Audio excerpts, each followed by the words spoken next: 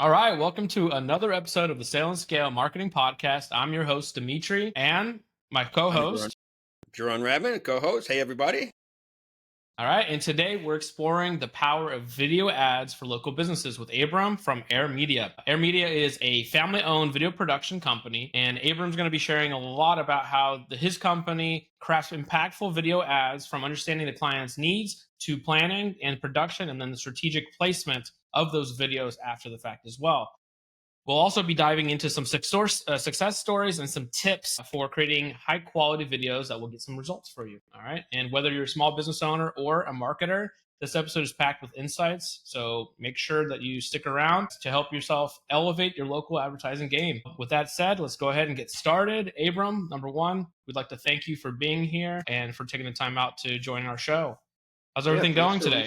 Thanks for reaching out to me and letting me on this. Everything's been going really well. And since you were talking about success stories, I'm looking forward to sharing a few recent success stories with you guys as well. That's awesome. Well, that's probably the best part when we interview anybody or bring anybody on together as a guest. We like to hear the stories because that's where really there's more impact. There's a lot more to tell and to understand, and that's when you know what things are actually working. Right. So with that said, tell us a little bit more about yourself first. What's your background? I know it's a family business, so you could even talk about your family a little bit and all the different people that make this thing go around. So let's start with that. So, as you mentioned, I'm Abram Bryant, and I am out of the family, I am the youngest out of us. And so I'm the one that was given the mantle of going to all of the BNI and different networking groups as well. So I get to go out there, kind of just be one of the faces for our company in the local community. And so a lot of what I do is that networking. But when I'm not with other people doing one-to-one, setting up other times to meet up with them, I'm also behind the camera and also in the editing bay, getting these videos cut and edited due to having that connection already with our clients.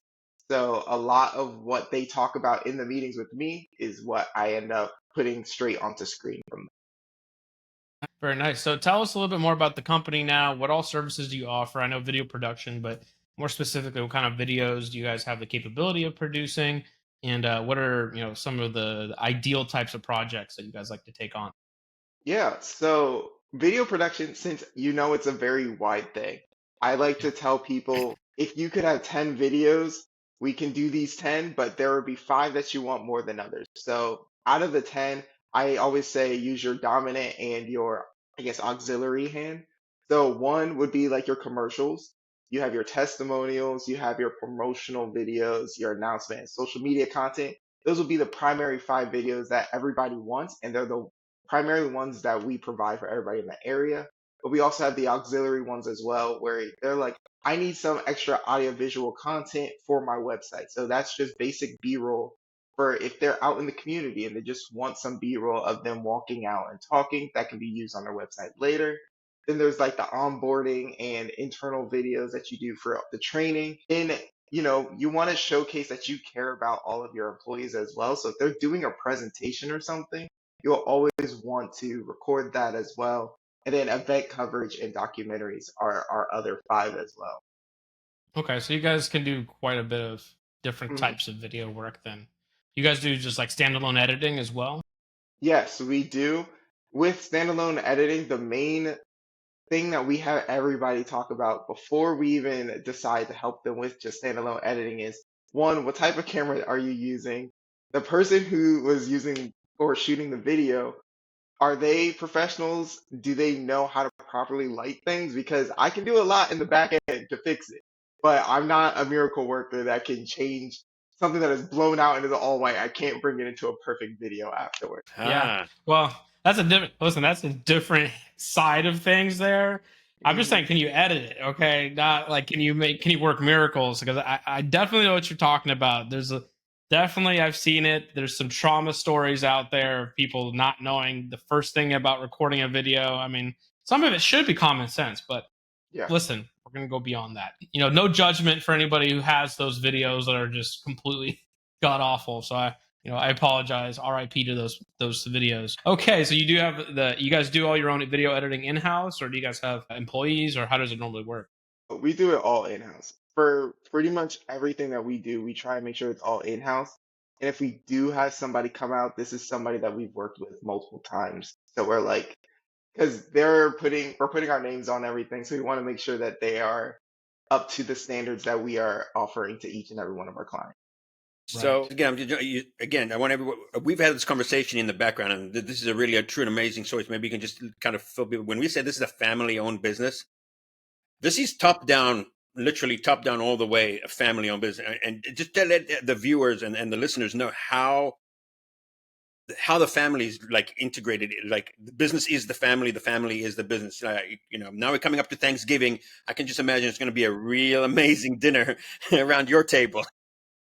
Yeah, because so we always tell people, yeah, since we're a family-owned company, we're going to give you that family, like that family feel. But I know for some people they're like, but I don't like my cousin or my uncle or whatever. And I'm like, okay, think of like a good functioning family, your perfect family that you see on like the old TV shows or something. That's what we're here to bring, something that is a family that you're like, man, I can't wait to have the next Sunday dinner at your house, sort of thing. So to start off from the top, the president for the company is my mother. So she is the one who oversees everything, checks the books, all of that stuff. And then the VP under that is my dad. And then underneath him is my sister, who's the executive director of all of our media services. So anything that pretty much comes through, she oversees, she makes sure it goes through. And she has like a film and business background. And then underneath that is my brother. He comes from like an animation background. And so that is another service we provide is animation as well. So it's kind of crazy with all of it together, but it keeps every day a little different. And then underneath that is me. I'm kind of the boots on the ground every day. Hey, go get this done. I'm running over there, and doing all the marketing and network as well. Well, that's an important part. That brings in Hmm. business. So Listen, be nice to the guy that brings the coffee to the set because no, it's more like, hey, be nice to the guy who's going to bring the opportunity to have a set. yeah. Right?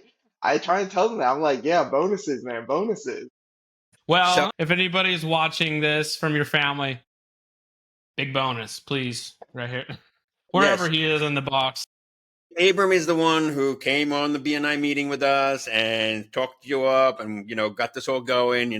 So definitely props to you. So it's a pretty so just from the standard of the way the company's set up to how you guys like get out in the field. It's a big crew. I mean, you're doing film. I mean, for all those who don't know, film is normally think of a regular photo shoot of still photos with let's say those who you've experienced a wedding or a family event. That's just one or two photographers with maybe 4 or 5, 6 lights. Here you're talking about 2 to 3 cameras, 20 different lights, 6, 7, 8 people running around. So there's a lot going on. So this is video is a big production. For what it sounds like you guys are doing, you're doing ad space videos that for documentary style. Those are intensive filming days. Yeah. And especially with we try to make sure we don't run our people ragged. So when we are calling in some other crew in town, we're trying to make sure that it's not like, hey, I need you tomorrow, at 4 a.m. and then we'll have you going until 4 a.m. the next day. We try and make sure there's still a good work-life balance. Just because with this family background, we're like, we don't want people to be like, I worked with them once, I never want to work with them again. We want it to be like they worked with us one time and they want to keep coming back. So not only are we trying to keep all of our people happy, keep our clients happy, and that just keeps all of us going, and we're all able to have jobs through each and every thing that comes about. No, well, it's important that that kind of dynamic inside the company is an important thing, and it sounds like everybody in your guys' family has got some sort of creative background and are definitely creative people. So that's always interesting. I can imagine you guys having your own Thanksgiving dinner and reenacting that what is it, scary movie scene with the nub of a hand going into the mashed potato. The funny thing is, out of everybody in the family, the one with the, I guess, least creative bone is my dad. But that's because he's done a lot of back end, like IT work. And then now he's at the point where he's done a lot of management for some multi-million dollar companies. And so he's like a lot of the management aspect, whereas the rest of us are primarily creative. But he's Okay. like, no, I'm overseeing the whole thing just because that's what his background comes from. Hey, those are the people that keep things going. Listen, Yep. there's no knocking that. I'm not the creative, okay? So that's more like me in my organization. So, well, moving on. So let's kind of get into a little bit into the nitty gritty of what you guys do. So now let's take a sample client through the process. Let's say I'm a local, okay, how about this? I'm a local marketing agency and I am looking to create a video ad for, let's say, maybe my Facebook campaigning for my local market. And when it's coming time to start planning it, like, how do you guys approach it? So the best thing is that local marketing agencies are probably one of our best referral agencies, in not just BNI, but in the area as well. And that's because they're like, we have everything that is set up. We know what goes into the marketing plan. And they're like, okay, we have this great vision of where we want everything to be placed, how we want it placed, but we just don't have the content for it. And so talking through with them through that process is super easy just because we like to do everything upfront. So the planning will always be the longest portion. So if somebody comes to me and they're like, yeah, I need the video for a campaign we're starting in like a week, we generally don't take that client. And that's Hmm. because there is so much that has to be done. Because obviously people are like, oh yeah, I just need to have a budget. But I'm like, but what is your brand about? Like, we need to know what your brand is about so we can rank the scripts, storyboarding, all of these things that we can make sure that you get the best possible video. Because if you don't have consistent branding, people are gonna be like, I saw this video, I loved it, but who was it for? And that's like the worst feeling that you want. You want it to be like, I can see it coming on that is a blank company's video because I can see the consistent branding and the verbiage that is used in the video is the same that's used on their website and all their other social media channels as well. So, so let's touch on that for a second so that people really get a grasp of understanding what it takes. What is we would say, I would say optimal, but we're not going to say optimal because what's the rough time span that you like to have a heads up so it gives you enough time to sit down with the client and plan things out? How do you guys, obviously there's a project based, it's project per project, but let's just say from a marketing standpoint, using our example, they come to and they want to do some promotional video. What's a time frame that you like to have a lead? I would say if you can give me a bare minimum of 3 weeks, we can make that work. And that's because when you hear people talk about film, there will generally be a basic few phases that you'll go through, which will be like the development phase. You'll have the pre-production, production, post-production, and then the final like deliverable. We want to make sure that we have everything done in the front end. When things go wrong in production, it's much easier to address them.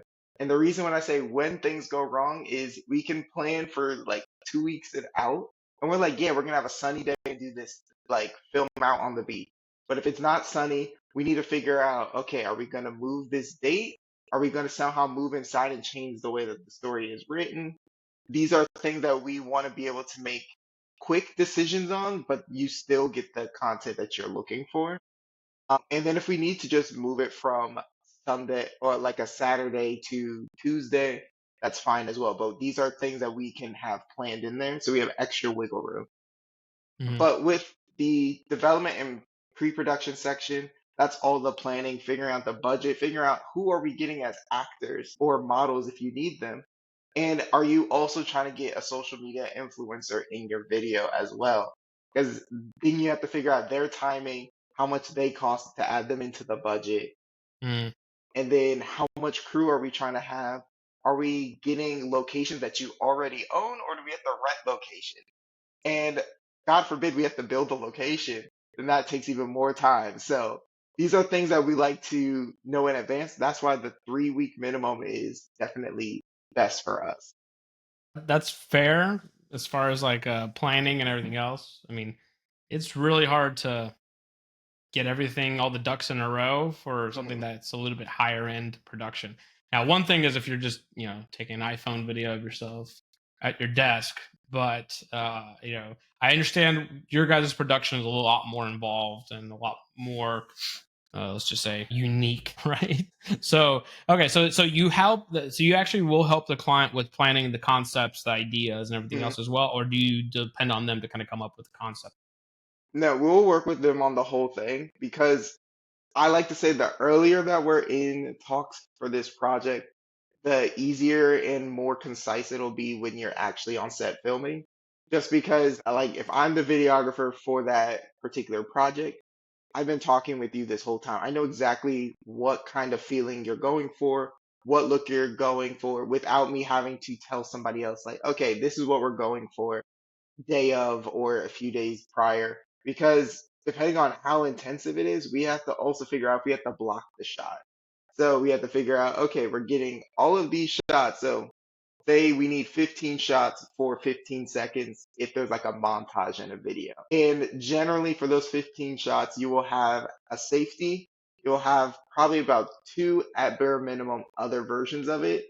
And so that already could easily, because I always tell people for if you're going for like 30 seconds, you probably have done about a 7 hour shoot day, depending on how much information you're trying to get. Especially if a lot of montages as well, and we have to Wow. change the lighting setup. And it's easy to get done because we always get people that know what they're doing. And then we're like, oh yeah, we work pretty seamlessly without having to always say, hey, I need you to do this because we have proactive people on our team. Hmm. But it very much depends on what the final look is. But if you're just saying, I just want it on a tripod sitting there, super easy to do. It won't look the best. And so we always tell them, we're like, are you sure you don't want any other B-roll? You not sure you want to do a second take? Like, how about we try it from this angle? And they're like, no, just right here. And I'm like, okay, we will do exactly what you have asked for, but just know this is what we would recommend because we're not trying to have their brand conform to our brand. We're trying to make sure that it's their brand's vision out there. So we'll give them Hmm. as much, not guidance, but like a little bit of Hand direction holding, on, a little bit yeah, of hand holding. for what could be best for their project. But it all depends on what they truly want in the end. Yeah. So let me ask you this question. We all like the what we call in our business, in the marketing business, that recurring revenue, the Mhm. month over month. In the video world, what is happening? Can you maybe tell viewers or listeners what's happening in the video world when it comes to those kind of clients that have to generate content? Some I know some video content that I could do it all in like within a day or two of filming, and then they've got enough content for like 6 months. And then there's some clients that shall we say, their book of business is that heavy that they come in the studio or they have an ongoing contract. I take it where it's like every 3 or 4 months you're reshooting, recreating content for them. How's that working in the market right now? So, what we always recommend people to do is there are a lot more small businesses than the medium and larger companies, which is just obvious. But with the smaller companies, most of them are not able to do the every month we need somebody to come in. And so that's where you see media production companies being separated from content creators. So some of these smaller marketing agencies will come in and they will take maybe 2 days and they'll shoot 30 videos for the whole month for whoever their client is. And that would just be like one person with a camera. Those will be constant and any bigger company can end up doing that by sending, hopefully not their interns that by themselves, but they send it with somebody who is seasoned as well with some interns. But then you have on the other end, you have that very constant updating for all your socials, but then you're also going to want like higher end content that you put maybe once a month, maybe every 4 months, every 6 months, depending on what milestones the company is trying to reach. Because you want to Okay. make sure that your winter ads aren't the same as your summer ads or your spring ads. And so a lot of the bigger companies are focused on these primarily like product launches or their big seasonal advertisement changes, whereas you have just the smaller companies that are focusing on the social media and they just do every month they might come in for 1 or 2 days. They'll shoot all of that, edit it, and then they'll send it over to their client. Okay. There's, yeah, so there's a big difference there between what you call the content creator and then the full blown video production and recording and Yeah, editing. because Cool. there's a Yeah. lot of needing to know the trends on social media, and trends on YouTube are going to be different than trends on Instagram, which are different than trends on TikTok, and different than Facebook as well. Because it's like a full-time job for content marketers, and then a lot of the social media content creators, they will try to just be your social media manager as well. And for small companies, like if you're a mom and pop shop, I would recommend just getting a social media manager, because then they'll make the content for you and they'll also post it for you. And if you're a mom and pop shop, you're most likely not trying to be up to date on all the trends, because it's a lot to keep track of. Right. Yeah. Yeah. Well, that makes sense. So another thing, I guess, is a point to try to understand here. How does the final media, or not the media, I guess the placement? Let's say most people already have like an idea of where they want to place this piece of content. Mhm. So let's say if somebody's coming to you and you're going to ask them, I'm assuming naturally, like, hey, where's this going to go? On Facebook? Is it going to go on as a Hulu video ad? Is it going to go on YouTube? Where's it going to be? How does that affect your planning and your even filming for whatever you guys are putting together? So one of the main reasons we ask is, if you shoot a video, for example, most social media, you're going to see it all horizontal. And Hmm. clearly that wouldn't work for broadcast. And so they're going to want it to be horizontal instead. And with it being horizontal, there are a few things you have to keep track of. So if you're getting a broadcast over television, then you're going to have to make sure that is all within their particular standards, because they're not everybody has like a 4K TV in their house. Not everybody has a 1080, 1920 by 1080. Some people have smaller, older like TVs as well, just because they're Hmm. used to it. And that has a whole different final aspect ratio you have to be aware of. So Okay. if you have too much content up here, it gets cut off. But if you have like a 4K, down here, you might be perfectly fine. And so you need to be aware of that, because within that range, so right here on the edges where my hands end, you want to make sure that you are within this box.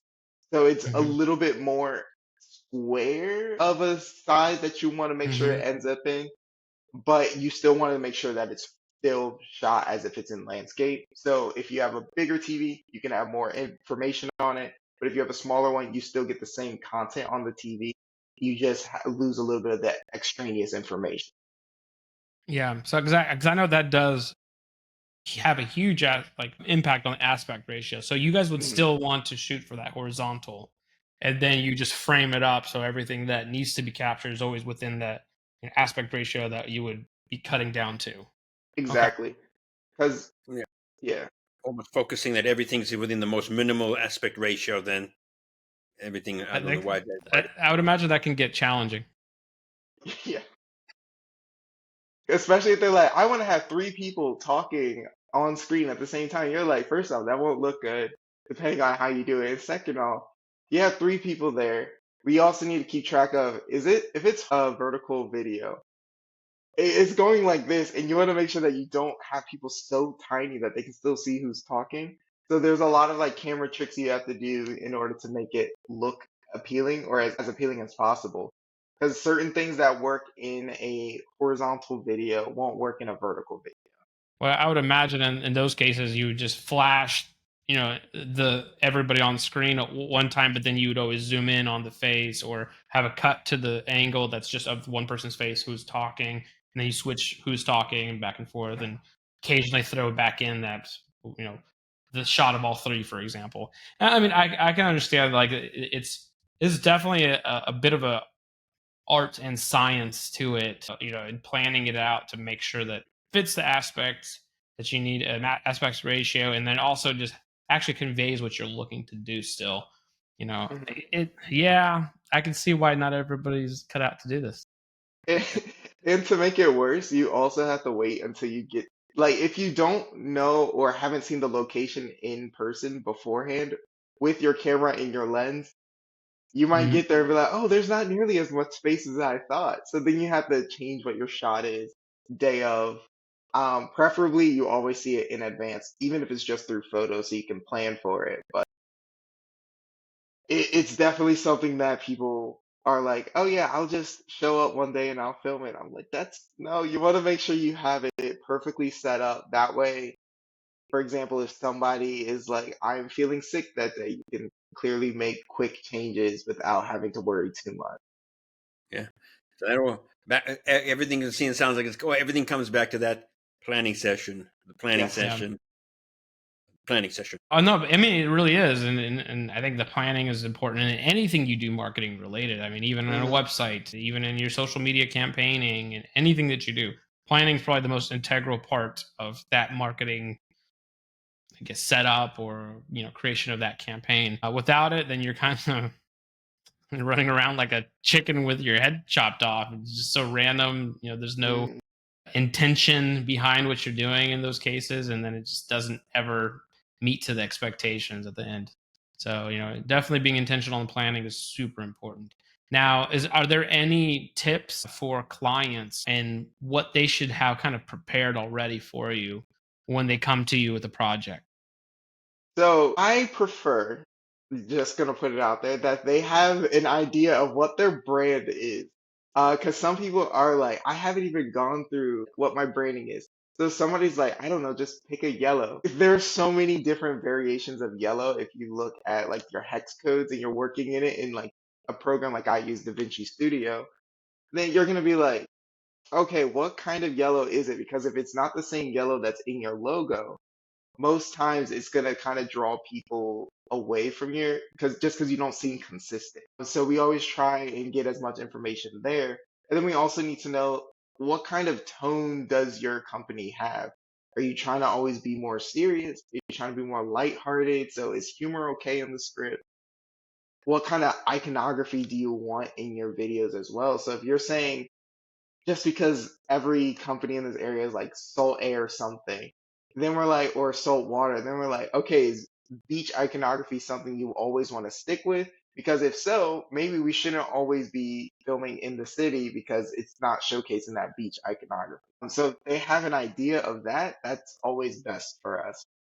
So do you well, on that note, do you have like a package that you give to people? Somebody initiates contact with you and they would like Mhm. to work with you. Do you say to them, oh, this sounds great, here's a package, if you can just go ahead and get some information, we can get some basic information? Or do you say, oh, let's get on a Zoom call, and you kind of start walking them through all your checklist of calls and kind of see what, if this client fits your mold to work with? How do you guys like working with that?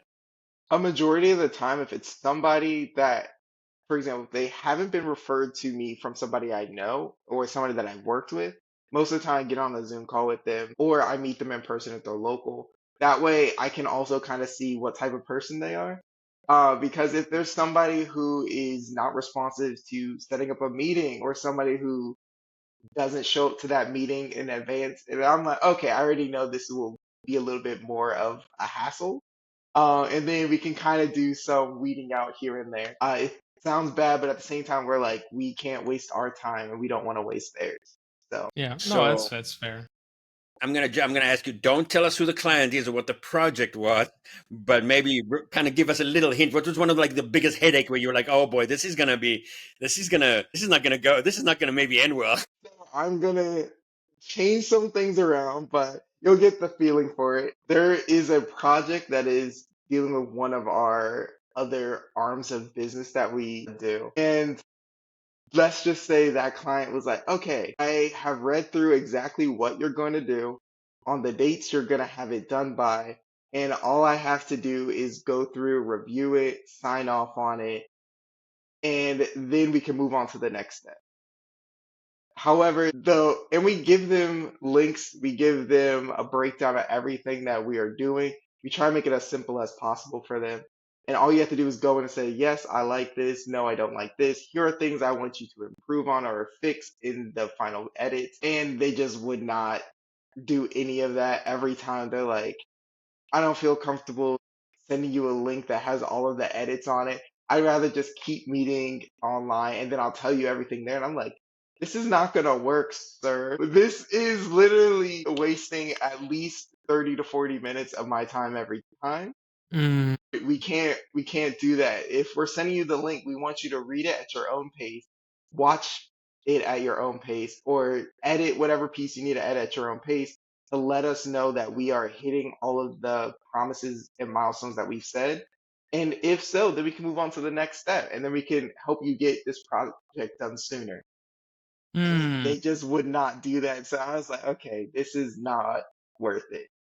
Well, it sounds like somebody's mom did everything for them Yeah. as a child. Yep. And It's a lot of hand holding, and I know those types of clients. We get them in web and Yep. everywhere in every other kind of industry too, web especially. It's like, oh, let me Hmm. just describe to you what's wrong with it. No, sir, we literally gave you a link that you can click, point, and Yep. type exactly what you have a problem with, and you can even attach an image, attach you can record a video of yourself and add it on top of the point, and it'll tell us what's wrong. I don't Exactly. need to spend another hour with you on the phone to do that. Hmm. But sometimes you do it because you got a referral or something like that from somebody that Hmm. from BNI, let's say, and you wanted to give that extra better experience. But man, I can tell you, yeah, I know I know the pain you feel there now. Yeah, just go through there, add your notes. Yep. No, And then once the or notes are on there, it's automatic. So all of our people can see it on the back end and make that change immediate. And they're right. like, no, let's not do that. Come on, man, Let's please. jump on a call. Or can you show me how to do this? I'm like, well, yeah. good to and what do we like to say? Misery loves company, and we feel your pain. We know what you go through. Yeah, it is what it is. And by the way, any clients that hear this, we're not complaining. We're just No, just like there's two sides of a contract. There's expectations for the client and there's expectations on the provider, right? Hmm. So you expect us to come to the table with what we promised you. It's the same thing on your end. You got to make our lives a little bit easier. Otherwise, we got to be charging you a lot more. So that's Hmm. another thing to keep in mind. Procedure so is there for a reason, not just yeah, because we feel like it. Yep. yeah. So, and on that note, maybe you can tell us. We understand a lot more from the technical side of web and social. What are some of the expectations like you have from some of your clients when you're doing work with them? What do you outline it for them in the this is what kind of what we anticipate, we expect? Yeah, we outline as much as possible without it sounding like this is a second job for them. Because we're primarily like, okay, if we are here going to make your video, we are going to need you to sign off on the script, for example. Are there specific, and before we even start the script, we're like, are there specific words or terms that you want us to use in the script? Or at least in the video, things that you want us to show. These are specific questions that we need you to answer. You can say not applicable, that's fine, but we need you to answer them so that this doesn't sound like this is an Air Media video for Air Media. We want it to be like, this is for your company. We don't want it to be like the exact same voice that we are using shouldn't be for our company, shouldn't be the same voice that they're using because every business owner is different, especially for small businesses. A lot of these businesses are built on the personalities of these small business owners. And people are like, I came here because I really love how Dmitry acts. And so when they see the social media or the commercials, they want to make sure that sounds like something Dmitry would say. They don't want it to be like, oh, that sounds like something Abram would say or Jaron would say. They want to know exactly who it is. You can get to the point where your company grows beyond the small business owner and it's a little bit more, I guess, sanitized where you're just like, this is this company's basic commercial that they're putting out. But the main thing that keeps people like consistently following your company is all the people that are in it and then the services you provide. So we want to make sure we're doing that good service for them as well. Nice. Well, so now when it comes to the planning portion, usually one of the things that people, I'm sure, based on like what I see in every other marketing service that we offer, I'm sure it's the same for you. People might probably come to you and have not a single clue what their budget should be.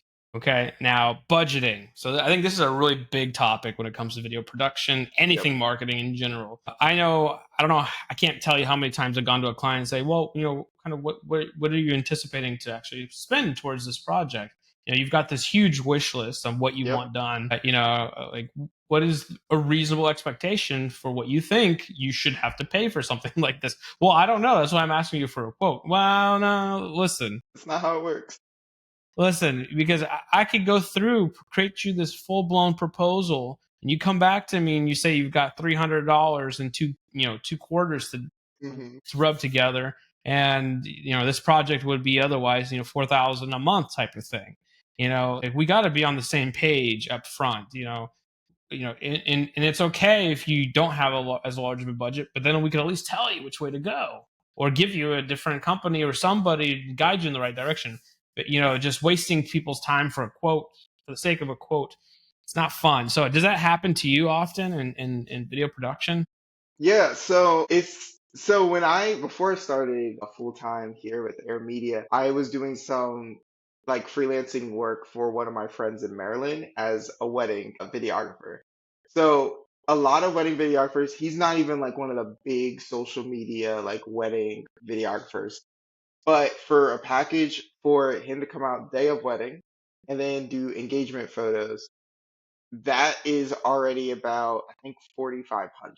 And so if you're spending that on a wedding, and if you want to have a return for your business, I always recommend you need to have close to that. If you're looking for airtime, if you're looking for actors, if you're looking for the videographers, you're looking for it to get written. What if you need costuming, if you need props, locations? So I'm like, I will give you the ultimate, like, here's everything that goes into it. Like, let's whittle down what you are wanting to spend and what you're able to spend, because people are like, I really want to spend like a higher amount, but I just don't have it. And I'm like, okay, that's perfectly fine. I'm not gonna like shame you to be like, because you have to make your bills meet. You have to make sure your Yeah. employees are taken care of. And so I'm always like, if you want to, we can start and spend more time on it. So we can do some of the very preliminary stuff early, and we primarily do this for clients that are like, oh, we've worked with them before. They come from a really good referral partner, things like that, Hmm. where we're like, we can work with you over a longer period of time because, like, I wish I could tell you it'll only be $1,000 for airtime, but I can't promise you that because if the Super Bowl is going on during election season, like just different life events that are occurring in the world, that changes how much it costs to have, especially on prime time. I'm like, you're gonna have to set aside more money. So it depends on what they're looking to do. And so that's pretty much the very first conversation we have with them is like, okay, you have a great idea, but what are we realistically looking to do? Are we trying to only be on local stations?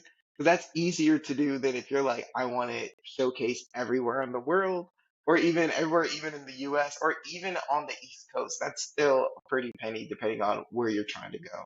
And that's about the distribution, right? Afterwards. Hmm. But I would imagine it's the same thing happens with even just the production element of it. Because if you wanted actors and if you wanted, or you wanted yourself, it makes a Yep. difference, I'm sure, in pricing, right? And then if you wanted it on location somewhere, Yep. or in your office, or in your studio, maybe, let's say, right? Pricing completely changes. So, and I can tell this to clients direct. So don't get frustrated with companies when you don't even know what you want or what you're willing to spend, right? Right. And the thing that I always tell everybody is if you are window shopping, that's okay, but be forefront about it, Yep. right?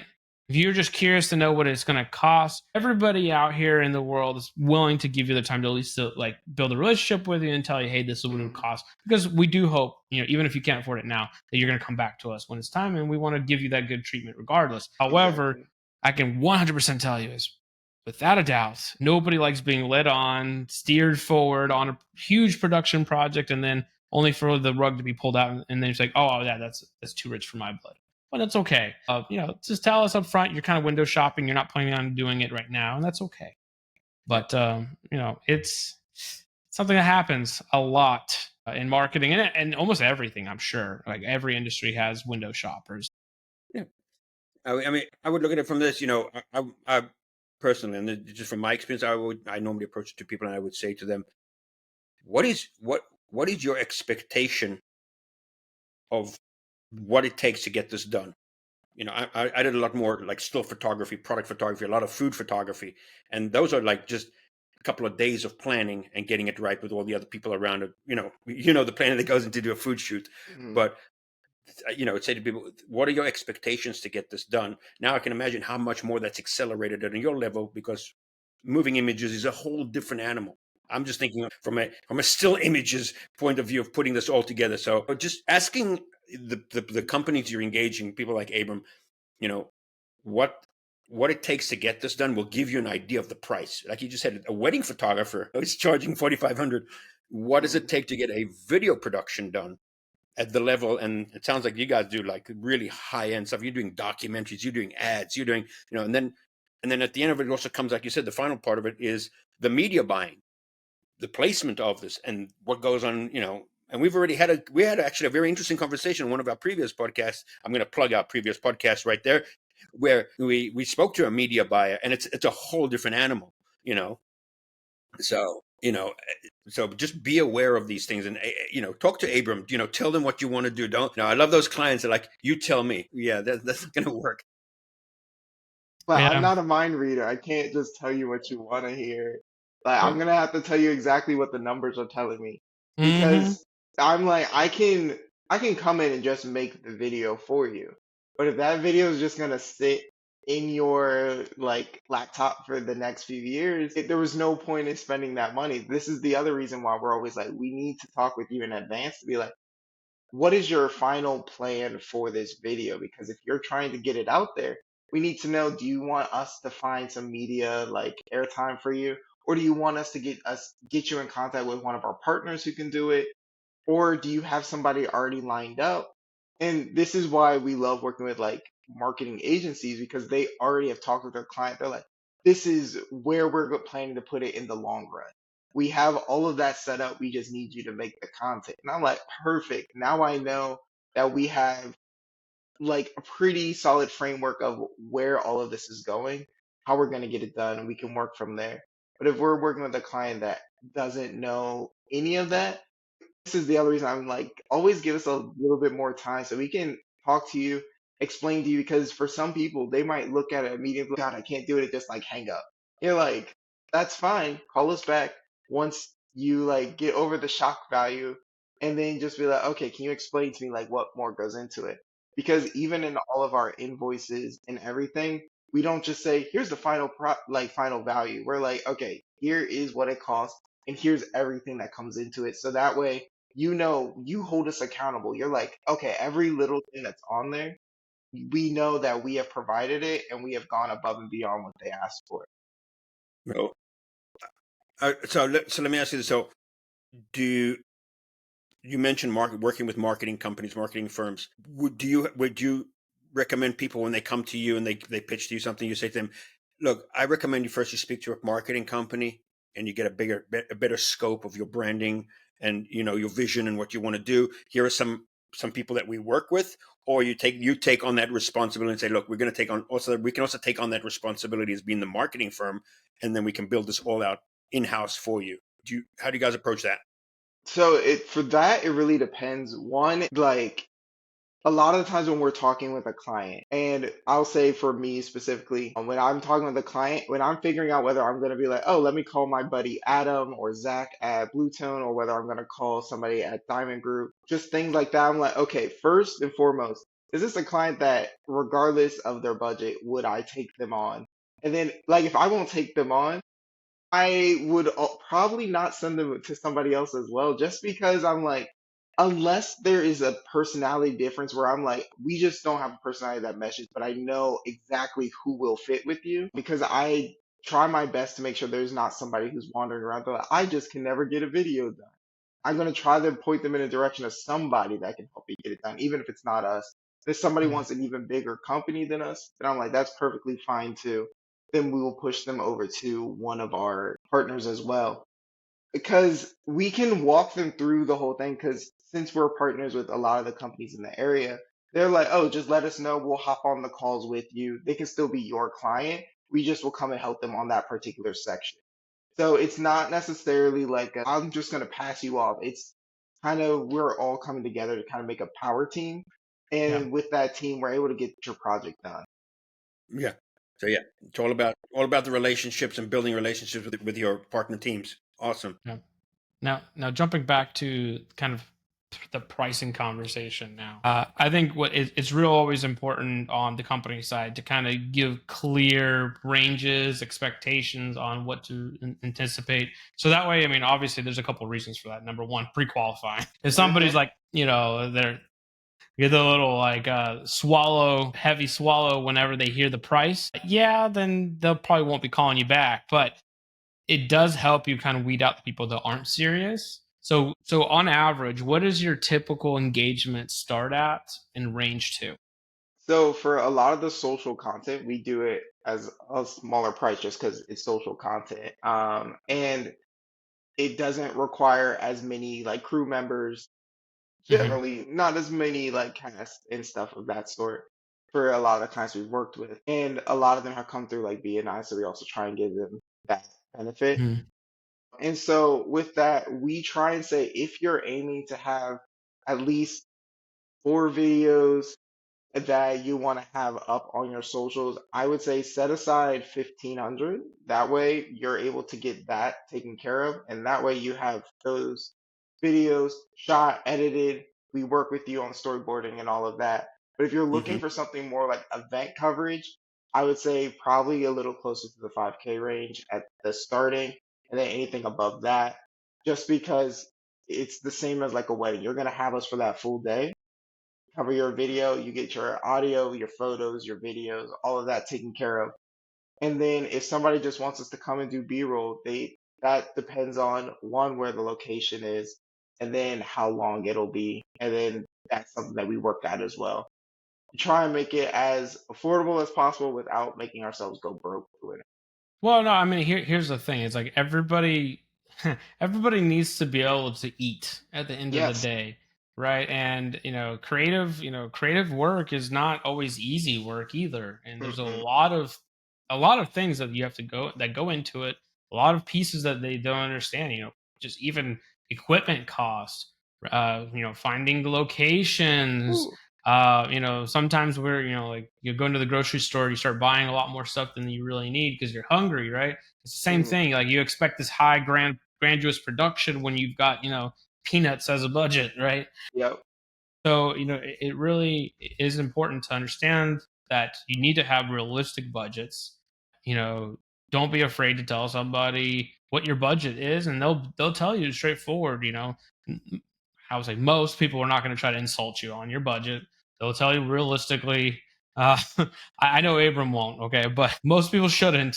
And I'm sure there's people out there that might like laugh or something. That's crazy. That's wild. I don't know why somebody would do that. But at the end of the day, everybody that I've ever met in the industry has always been very good professionals, and they'll at the very minimal guide you towards the right direction or steer you into like a different idea or concept that would be a little bit more palatable based on your budget, right? Hmm. So at the end of the day, even if you're not sure you have the right budget, just ask.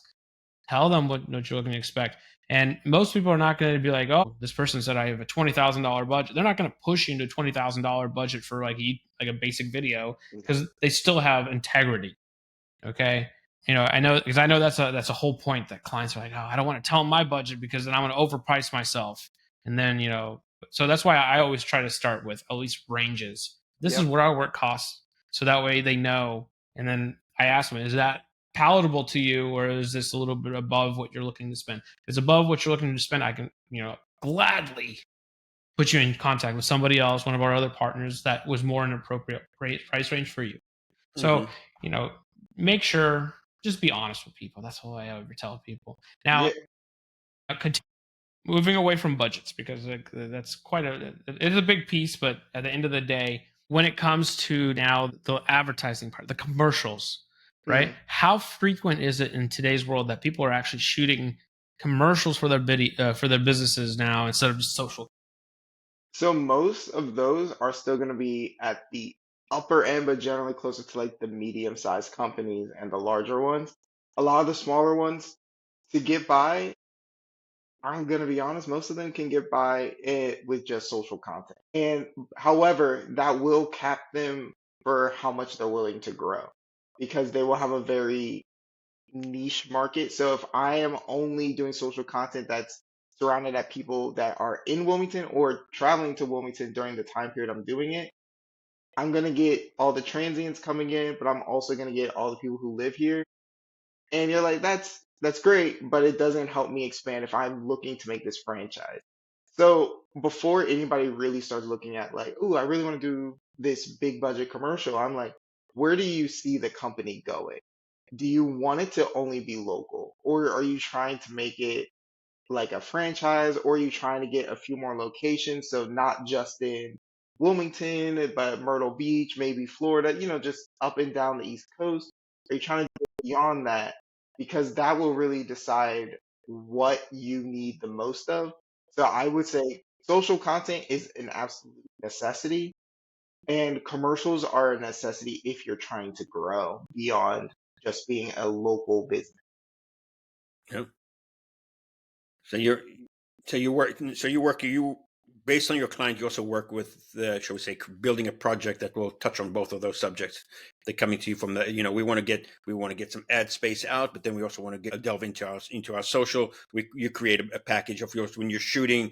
You're shooting for the high end, and you could this. I know you're already thinking production wise how to use certain parts of it to again save the client money. You're using certain parts again and reusing it for the social, but then there are some things that are specifically shot only for social because it doesn't work, it doesn't resonate in long format film.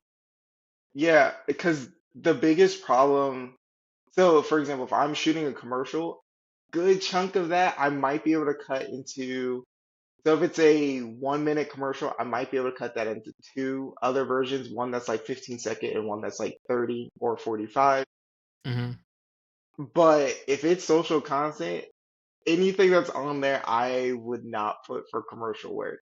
And the primary reason is social content is meant to be quick, easy, like palatable, but it's also supposed to be specifically for like phones. So people are not technically giving their full attention, but you're trying to do quick things that grab their attention.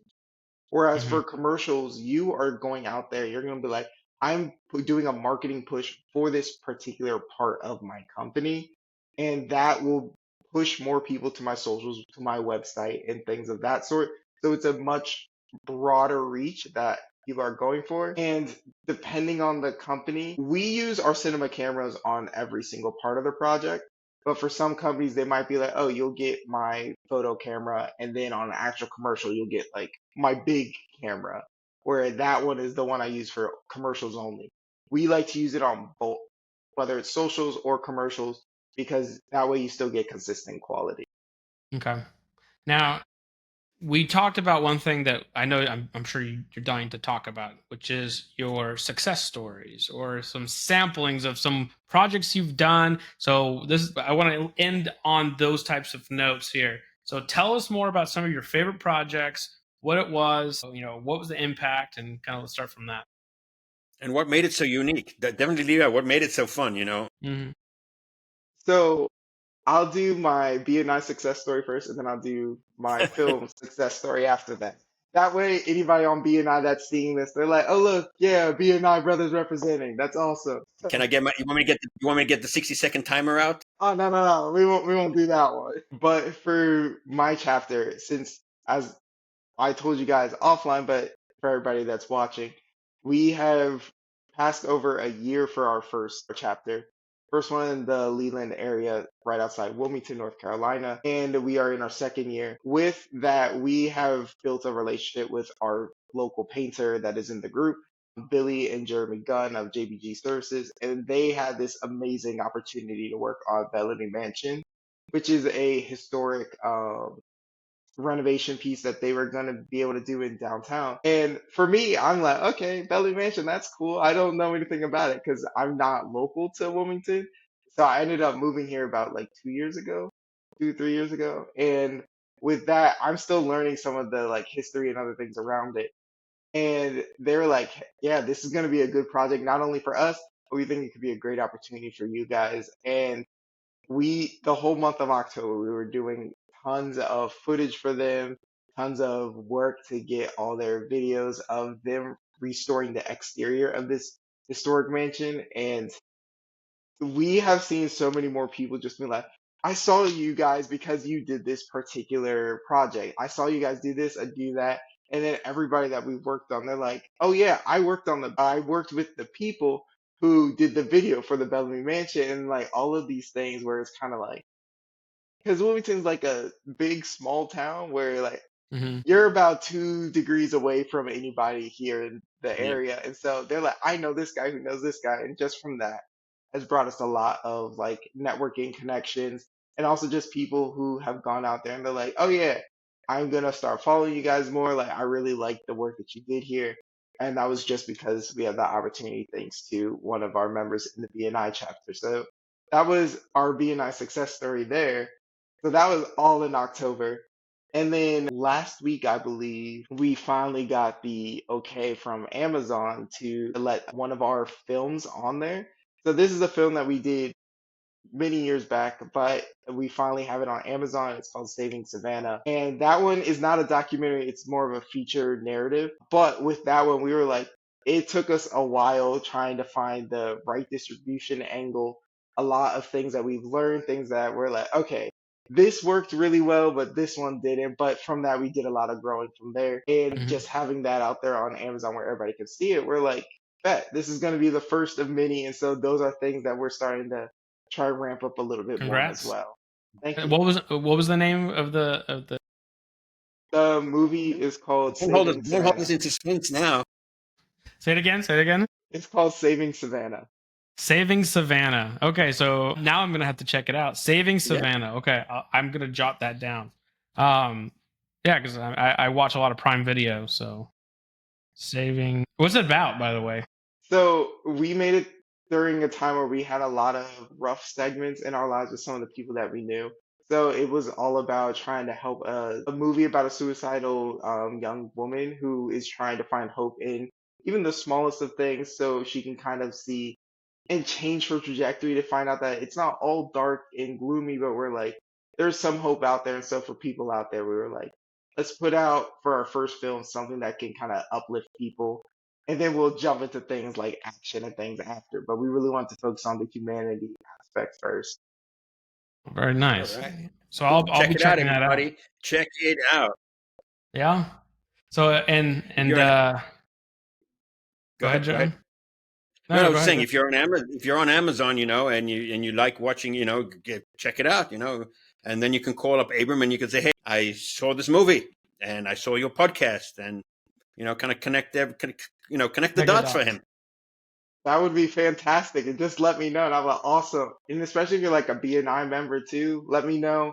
We're always looking to help out BNI members. And if somebody's interested in BNI, I'm always looking for visitors too. So come through, let me Hey. know. Fair enough. So have you guys done okay, one of the things that I love in marketing, especially I love Super Bowl commercials, anything that's funny, humorous, punny, etc. Now, do you guys do often any commercials that are humorous? And do you have any that you could talk about that were your favorites? There is one. It's more of like a cute thing because we just worked with a friend of ours has their son and we're trying to put it in for a competition. But it's pretty much one of the first times that we worked with like a really like a little kid, and it was a lot of cute like outtakes that we have with him, and it was probably like the funniest video that we've done just because of the I guess the energy that he as a child has. And so that's been a lot of fun. We're hoping to have that to some competitions this in the next month, I believe. Okay, very cool. Well, now we are nearing we hit the hour mark, but so I'm still going to make sure that you have your chance for what we call the shameless plug. Okay, that's your chance, BNI style, to number one say who you're looking for, what you're able to offer them, and then how they can get in contact with you. Okay, so go ahead. You got six. I'm just kidding. 60 seconds on the clock now. BNI commercial. Let's go. Hey everybody, I'm Abram Bryan with Air Media, and we are looking to get into contact with some specialty restaurants, whether they are fine dining, something like a farm to table or fusion cuisine. as well as bakery and dessert cafes and sushi bars, because we're really trying to get into that restaurant space more and more. Obviously, if you make good food, I want to be able to film good food and then hopefully, get to taste some of those samples on the side. But you can contact me at ambrian@hrminc.net, or you can reach me at any of our social media channels for Air Media on Instagram, LinkedIn, Facebook, Twitter, anywhere that you can get connected. And then also, if you see me on LinkedIn, just connect with me. I'm always looking for more people to network with and just talk about whether it's videos or about what they do. That way, I can continue to build my network with people that I know, like, and trust. All right. Well, thank you, Abram, for your time. We're looking forward to seeing more and more from you guys. For all the audience that you guys need some good video production work, make sure you reach out to Abram.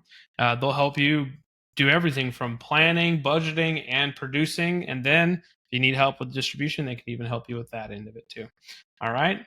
So, well, thank you for everyone who's tuned in. Thank you, Abram, for joining us today and sharing your insights. And then stick around for after the recording. And that's it. Yeah, Thank you. thanks for having me.